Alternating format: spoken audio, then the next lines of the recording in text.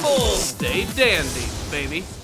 If you're into the whole cat girl, bunny girl fetish thing, then the final episode of Don't Toy With Me, Miss Nagatoro is probably gonna rock your jollies. But before we begin this review, please, my friends, make sure to subscribe to the channel for more videos just like this one. And of course, if you're enjoying my content, make sure to hit that like button. YouTube algorithm sales pitch. You heard it before, just do it. It helps out these videos tremendously. And of course, maybe think about joining my Patreon. Remember, first-time donators, I'll review an anime series of your choice. I just released a brand new Patreon review for The Irresponsible Captain Tyler, a comedy space opera anime from the early 90s. Please make sure to check that out. Share it with all your peeps. And of course, remember to look forward for more Patreon reviews coming down the line. But let's go ahead and jump into the final episode of Don't Toy With Me, Miss Nagatoro, which is easily, I think, for me, one of the most surprising anime of the spring season going into summer, because it's the type of show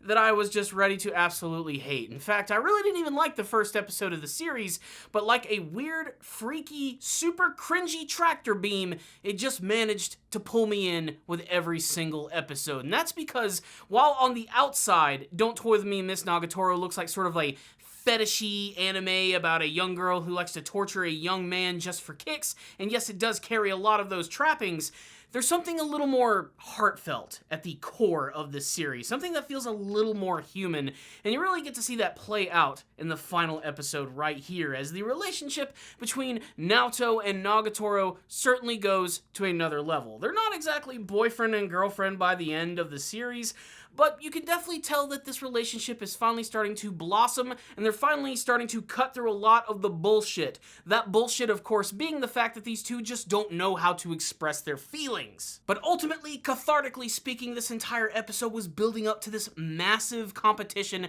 that was going on the day of the cultural festival. Don't know what a cultural festival is? Watch any anime about high school. But the long and short of it is that Naoto is a part of the art club, and his very large, racked president of the art club has decided that she's going to go into direct competition with him, and if he fails, he's going to be kicked out of the art club, and well, that pretty much sucks to be him, as the only sort of like real joy that Naoto seems to get out of life outside of fantasizing about the possibility of looking in the direction of Nagatoro is that he likes to draw shit. So basically that's what this entire episode is all about, and luckily he's going to receive a lot of help from Nagatoro and all of her annoying friends.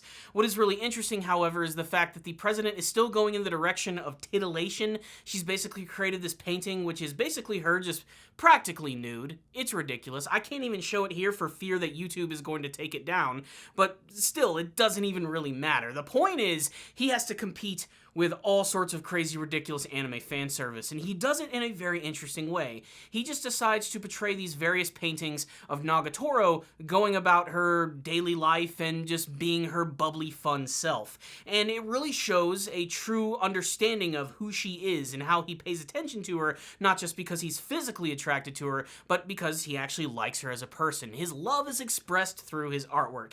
It's cheesy, but it actually does work really well in this episode. I especially love the fact that both Nagatoro and Naoto were making each other extremely jealous in this episode, because the main way that Nagatoro and her friends are going to get the attention of everybody to come check out his artwork is they dress up in these ridiculous cow outfits, with both of her friends being the big goofy mascots, and Nagatoro, of course, being the super sexy cat girl. And this gains the attention of all of Naoto's fellow students, and when he sees them being basically ragged on by Nagatoro the way that she does with him, it really gets under his skin, while at the same time, a lot of the other female students are really appreciating Naoto's artwork and even starting to talk to him. And again, it's a miracle that he's able to carry on a conversation with them. Basically, the characters are just noticing the things going on with one another, and you can see there's this weird tension built up, which ultimately explodes when they go to lunch and everything. But then we have a nice twist for the episode, where we actually get to see that the president of the art club's art is so explicit, in fact, that the student council has said, this is not appropriate for school. At freaking all. There's no way we're showing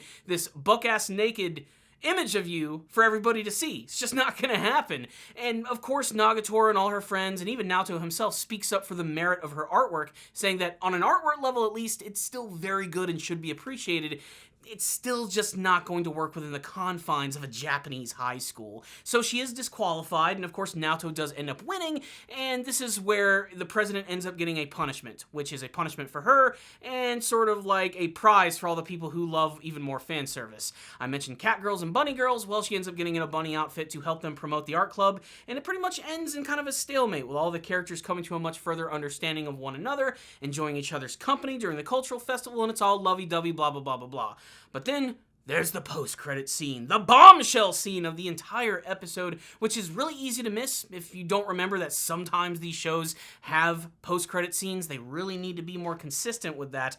But the fact of the matter is we get a very sweet scene between Naoto and Nagatoro, where he's drawn another picture of her while she's falling asleep, and it's very true to who she is. You can tell that he put his heart into it, and she decides to give him an obligatory prize, which is not a kick in the balls. It's not making fun of him, and it's not calling him out for being a stupid, cringy virgin. She actually ends up kissing him on the cheek. For real this time. She ends up running off and making sure to remember she has to be a little bit of a bully to him. When the episode ends, as you realize that these characters are this much closer to possibly becoming a couple. So, yes, it is kind of annoying that we didn't get a real solid conclusion to what their relationship is eventually going to become, but that was pretty predictable when you have an anime series which is based on a long-running manga which is still continuing and has no conclusive end.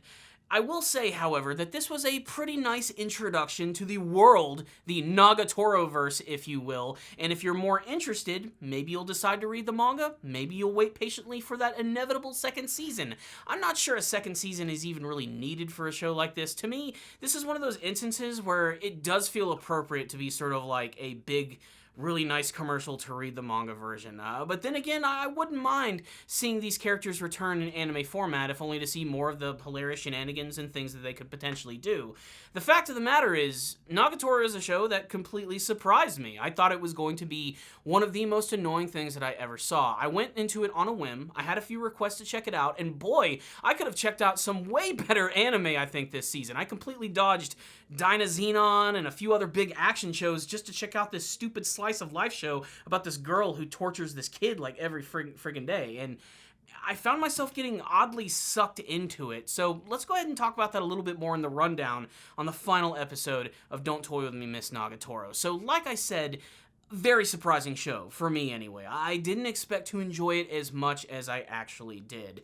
And there's a lot of things to actually enjoy about this series, and many of them I've actually brought up multiple times in my reviews, which is overall the art style of the show, the animation, the artwork. Everything in the show looks really clean and surprisingly high quality for a show that doesn't really seem it needs to demand something like that.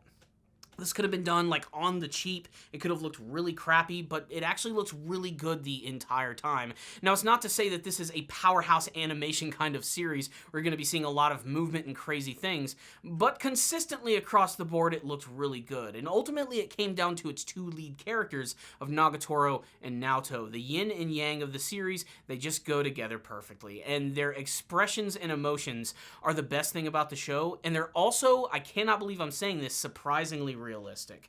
There are a lot of relationships on this planet that we call Earth that probably started out very much like this. There's a reason why there's the trope of the girl who makes fun of the boy that she likes, because it's true. It happens all the freaking time. And while this is not breaking ground in terms of doing anything really that drastically new with its concept, it managed to be a surprisingly heartfelt and, dare I say it, emotional kind of ride. It still carried a lot of the things that I knew the show was going to be all about, which was gag humor, sight gags, a little bit of fan service, which was my biggest fear of the show, is that the show was just going to be absolutely dripping with it, but it actually wasn't at all. I also thought that the series was going to manage to get a little more outlandish with some of its storylines, and it only really managed to do that once with that whole RPG video game kind of episode. For the most part, this is a very grounded type of anime, but with characters who have very exuberant and fun personalities, and ultimately, that's what made this a really great experience. That and the fact that it's the whole will they, won't they kind of thing, which again, you know, you either love or you hate. For some people, it's torture. For some people, they're just on the edge of their seats waiting the entire time for someone to do something. And if the lead up is to Nagatoro simply kissing him on the cheek, I guess that's kind of satisfying. But again, I love how realistically it's actually handled. And I really love the fact that ultimately the show started out with Naoto seeming like he was going to be the one who's going to be going through all the torture. About halfway through the series, the roles ended up sort of being shared by both characters, with both of them being afraid to express their true feelings, what they really felt for each other, and seeing how far they could actually push the envelope and how they can see maybe this can work, maybe this can become a relationship. Not quite ready to say it out loud quite yet, kind of embarrassed, but the way that they reacted to all of these events was just very realistic in a sense.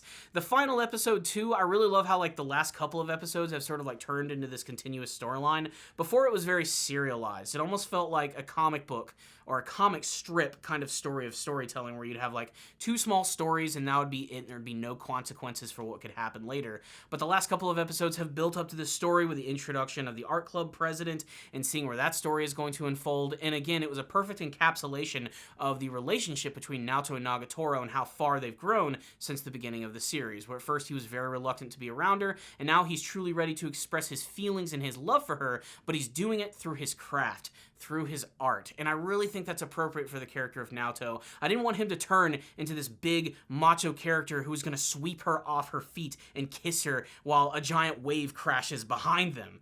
I wanted to see him do it in his very own way, and by including that into his artwork and into the competition, I thought that that was actually really strong, and again, realistic. I really did enjoy that. But ultimately, as a comedy, I still think that the series actually managed to work. There are certainly some ridiculous and funny moments here, and things that are certainly going to be memified at some point in time. You know, Nagatoro as a cat girl, I can already see that being very popular with a lot of people. But ultimately, this was a show that turned into a very sweet kind of comedy. And it's weird for me to say that because this just isn't the type of anime that I watch all the time, but I really did actually enjoy my experience with Nagatoro. Like I said, I called it the refresher anime of the spring-summer anime season. Whenever I'm done watching more serious material, this is the perfect thing to unwind with, and that's what it kind of felt like even in the final episode. Again, didn't quite blow me away with its finale or anything, but again, it was heartfelt. That's just the best way to put the entire series. And boy, it's hilarious, because before this anime even came out, there was already controversy behind it about how the Twitter sphere was going to blow up about it because they're all a bunch of sensitive, stupid crybabies. And it never happened at all. It just kind of came and went, and that was kind of it. It didn't really leave even that massive of a splash as far as I know. It really just sort of, I think, appealed to people who were into that genre and people who already had an understanding of what Nagatoro was all about anyway. So, yeah, I have to say it was kind of fun actually reviewing this anime series and looking forward to it every week. I never thought in my heart that I would actually finish the whole damn thing, but yeah, believe it or not, I did, and it's also a lot easier when it's only 12 episodes long. That's a lot easier to get through. Otherwise, yeah, I liked this one, and I can actually recommend it for people who are looking for slice-of-life comedy romance shows. It was actually pretty damn good. Not perfect, mind you, and certainly not reinventing the wheel or anything, but it did something that I didn't think it was going to do. It made me enjoy it. And I think that's saying a lot. But those are my thoughts on it. The final episode, I think I'm going to give it a 4 out of 5. And honestly, I think the whole show is a 4 out of 5. For what it sets out to do, it does it well. Again, it's not trying to make the best damn slice of life show you've ever seen. But what it does with its premise, which is very simple, it manages to hone and sharpen its very own comedic blade very well. So yeah, 4 out of 5 for me, final episode. Maybe 4, maybe 3.5 for the entire show altogether. But I'm leaning towards 4. I got a surprising amount of enjoyment out of this series. But your thoughts may differ. You might have similar ones. You might have even loved it more than I did. So make sure to sound off in the comments section below telling me what you thought about the final episode of Don't Toy With Me, Miss Nagatoro, and what you thought about the entire show overall, favorite moments, favorite characters, and if you'd like to see another season in the future, maybe you're going to migrate to the manga, let's just have a big old discussion all about it. Comment section below. So thank you guys so much for watching this review. I'll see you all next time, and as always, stay down there, baby.